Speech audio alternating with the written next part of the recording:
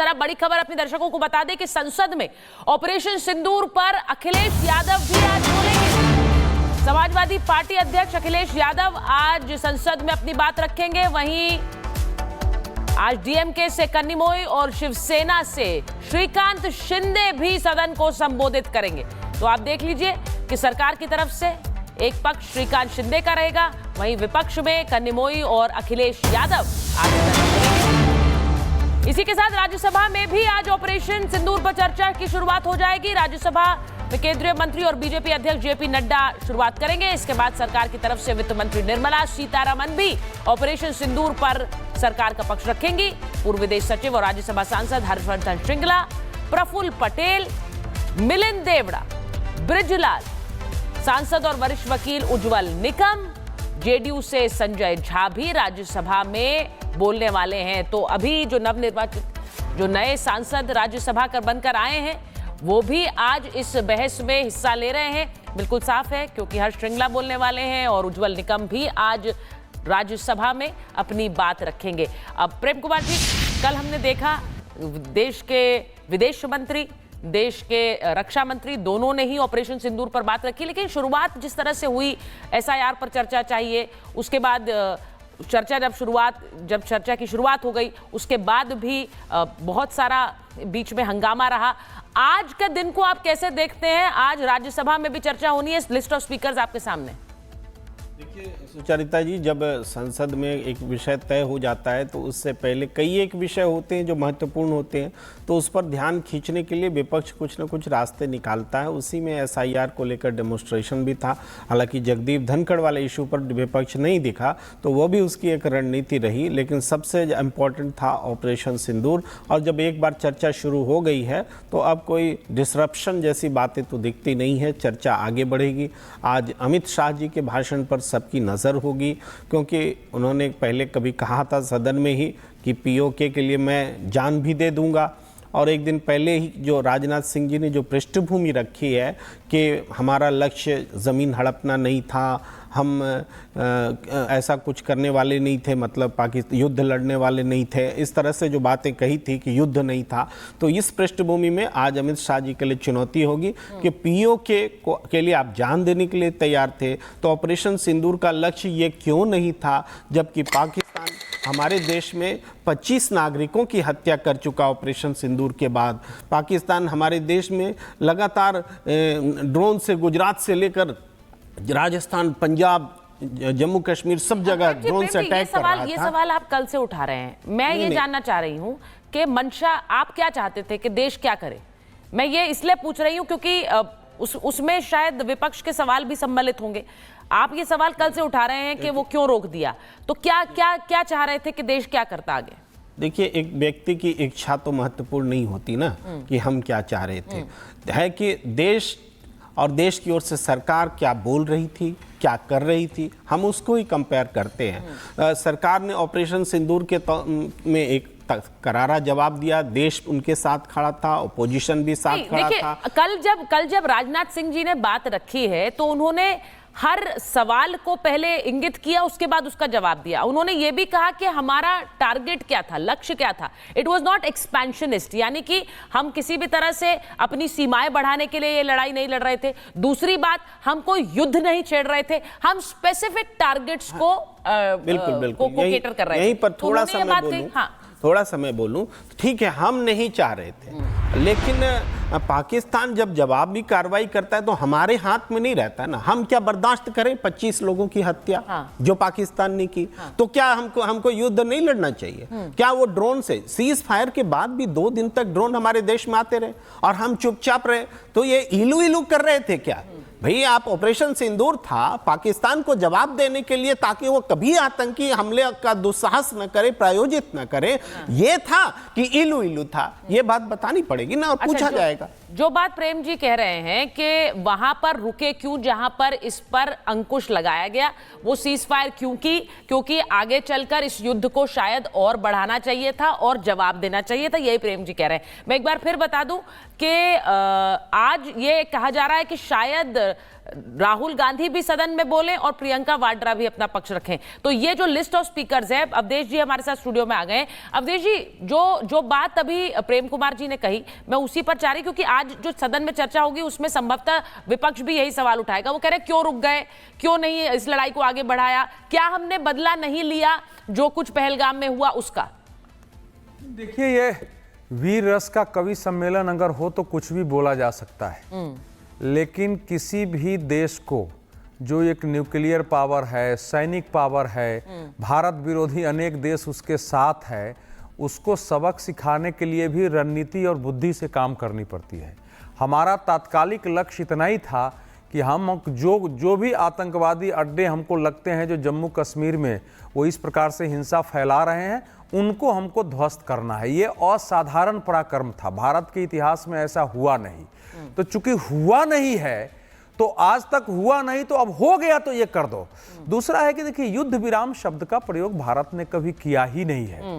भारत ने क्या है कि we have reached an understanding of stopping military action and firing. ये जो बार बार युद्ध विराम, सीज फायर, युद्ध विराम, जब हमने युद्ध किया ही नहीं है तो इसमें युद्ध विराम की कहां बात है? युद्ध विराम अगर पहले से लागू है, जो मुशर्रफ के समय हुआ, एक अलग पक्ष है।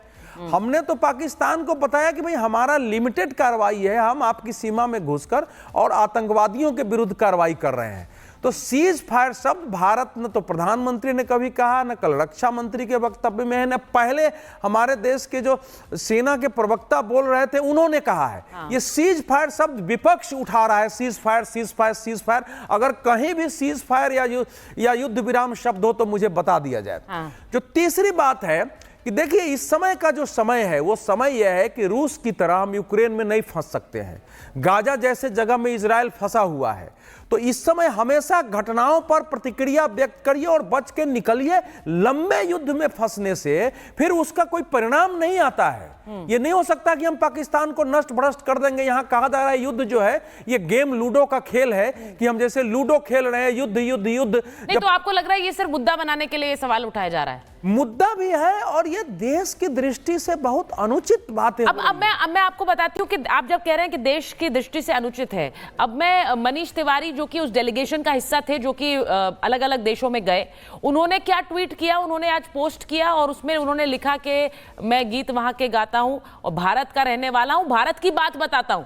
अब प्रेम जी, भारत का रहने वाला हूं, भारत की बात बताता हूं, क्यों कहा गया? ये वो नहीं है जिनको कांग्रेस अलाउ करेगी कि वो सदन में बोलें, ना वो बोलेंगे ना शशि थरूर बोलेंगे। क्यों नहीं बोलेंगे? क्यों आपको लगता है बोलेंगे? तो भारत आपको लगता है गाते हुए देश की आजादी से लेके उसके बाद तक खड़ी, और वो आप उसको बोले कांग्रेस का राइट ही नहीं है। कांग्रेस के नेता बोल ही नहीं सकते। शुरुआत हो गई, भारत के पाकिस्तान में बयान उठने शुरू हो गए। भारत के गीत गाता हूँ, ये बोलने का कांग्रेस को राइट ही नहीं। आप बोले कि कैसे बोल सकते हैं, कांग्रेस कैसे अलाउ कर सकती? सर, आपके मन में आया कैसे? जो गीत गाए वो बोले ना, ये आपके मन में आया कैसे? अभी जब आप दूसरे दुश्मन मुल्क का गीत गाने लगेंगे तो कैसे बोलेंगे? ये भी आपके मन में कैसे आ रहा है? मन में कैसे नहीं आएगा? बयान आपने सुन लिए, आपने बयान सुने, कल्याण बनर्जी का बयान आपने सुना, आपने बयान सुना, गौरव गोगोई के बयान एयरवाई चैनल पर चल रहे हैं पाकिस्तान के। उसकी क्लिप्स में दिखाना नहीं चाहती क्योंकि पाकिस्तान का कोई प्रोपेगेंडा मैं नहीं चलाऊंगी यहाँ पर, मैं कोई प्रोपेगेंडा नहीं चलाऊंगी। लेकिन ये बताइए, इतना आप बोल रही है, फायरिंग कर रही है, तो थोड़ा सा इधर से भी। सर, क्योंकि मुझे गुस्सा आता है, मुझे गुस्सा आता है, इसलिए ये फायरिंग है। किस लिए आता है? आपके इन बयानों का इस्तेमाल कर रहा है पाकिस्तान, आप बड़े खुश हो रहे हैं इस बात। तो मुझे गुस्सा आता था कि पाकिस्तान में जश्न मनाने का मौका दे दिया गया।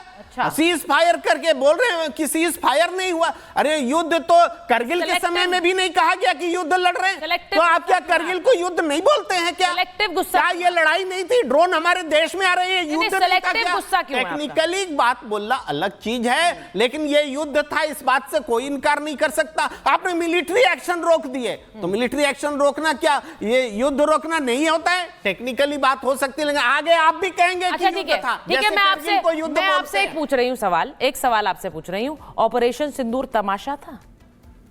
तमाशा बना दिया इन्होंने, था कहां? ऑपरेशन सिंदूर तो एक जायज कदम था आतंकवाद के खिलाफ, लेकिन उसके बाद सीज फायर भी ऑपरेशन सिंदूर का हिस्सा है।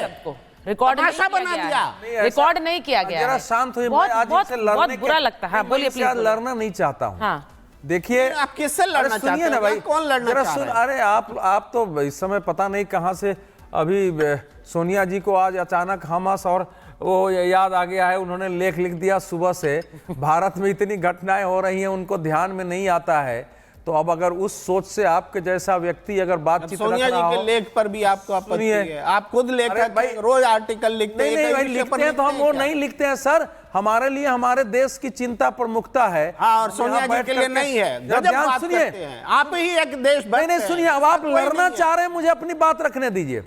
देखिए, हमारा जो हमने ऑपरेशन सिंदूर के बाद ऑपरेशन सिंदूर के पहले प्रधानमंत्री क्या कहा था कि जिन्होंने ये कार्रवाई की है उनको ऐसा सबक मिलेगा जो सोचा नहीं था।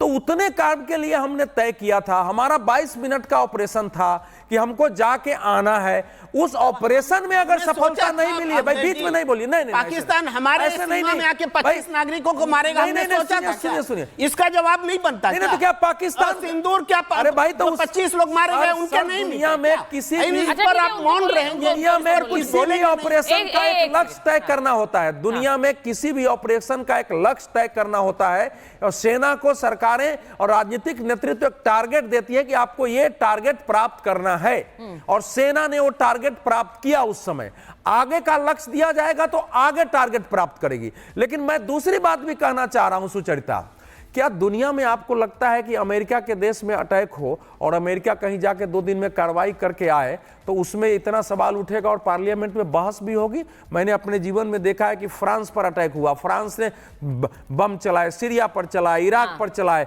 कहीं वहां बहस नहीं हुई, कोई सर्वदलीय मीटिंग नहीं हुई।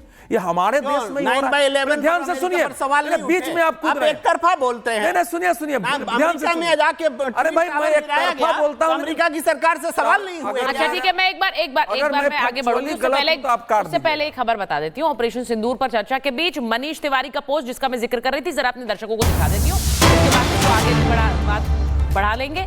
उन्होंने पोस्ट लिखा है और उन्होंने कहा, भारत का रहने वाला हूं, भारत की बात बताता हूं, मैं गीत वहां के गाता हूं। अब इसका मतलब क्या है?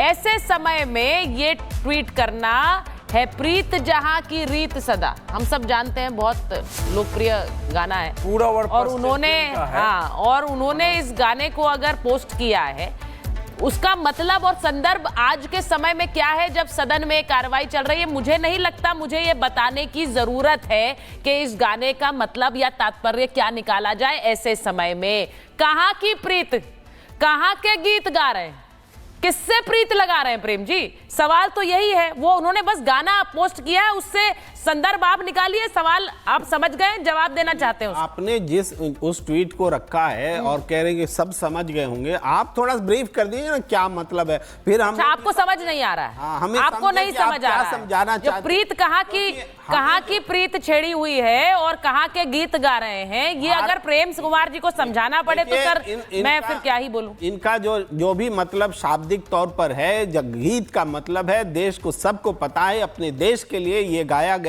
एक राष्ट्रवादी गीत है। उसके पंक्ति अगर कांग्रेस के सिपा सलार अगर साझा कर रहे हैं तो देशभक्ति का गीत है, फिल्म का गीत है ये सर। अवधेश जी वो बड़ा क्लियर मैसेजिंग कर रहे हैं और क्लियर संदेश दे रहे हैं। वो उस पार्ट मैंने पहले भी कहा, डेलीगेशन का हिस्सा थे।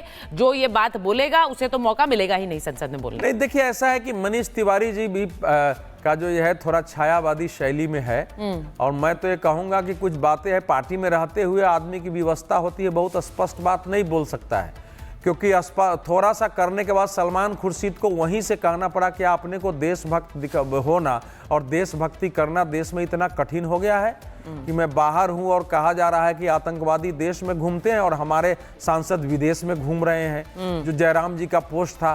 तो देखिए, इसके तो हम तो कई अर्थ लगाते हैं। क्या ये कांग्रेस को सीख है कि भैया जब हम दुनिया को प्रीत सिखाते हैं तो अपने देश में क्यों इस ढंग से आप दुश्मनी कर रहे हो? अगर देश की समस्या है तो मिलजुल कर काम करो। मैं सरल भाषा में इसको समझाने की कोशिश कर रहा हूं कि मैं अगर दुनिया में भारत की बात करनी है तो हम प्रीत की बात करते हैं, तो देश के अंदर क्यों अप्रीत हो रही है?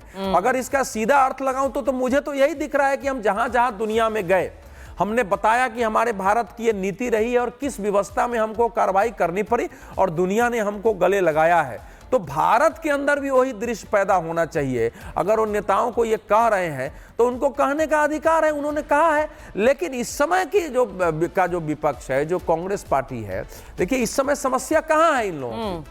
समस्या यह है कि इस कार्रवाई में सफलता कैसे मिल गई, भारत ने कैसे घुस करके और वहां आतंकवादी अड्डों को ध्वस्त कर दिया, इस स्थिति में भारत कैसे पहुंच गया। हमने तो ऐसा किया नहीं, हमने तो यह सोचा भी नहीं और इसने कर दिया है। तो यह जो एक इन्फीरियरिटी होती है, जहां की देश हित का भाव गौण हो जाता है,